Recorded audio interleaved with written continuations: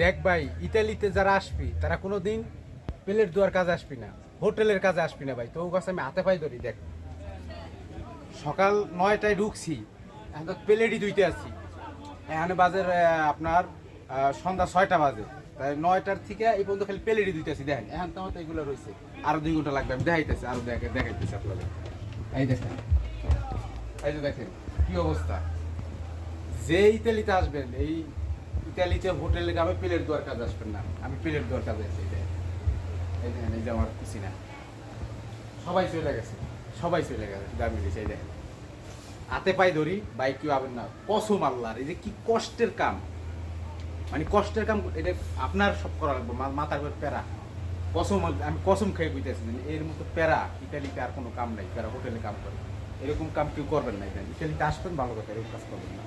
মানে ইসের কাজ করবেন না, হোটেলের কাজ করবেন না, প্লেট ধোয়ার কাজে। দেখেন কি অবস্থা ভাই। আমি আপনাদের বাস্তব কিছু দেখাই, একবার বাস্তব, যেগুলো বাস্তব ওইগুলো দেখানোর চেষ্টা করি। আমার কাছে কোনো ফ্যাক্ট পাবেন না। এই দেখেন, যাই হোক, ভালো থাকেন, সুস্থ থাকেন, আর ভালো লাগলে বাইরে ফলোতে পাশে থাকবেন। আল্লাহ হাফেজ।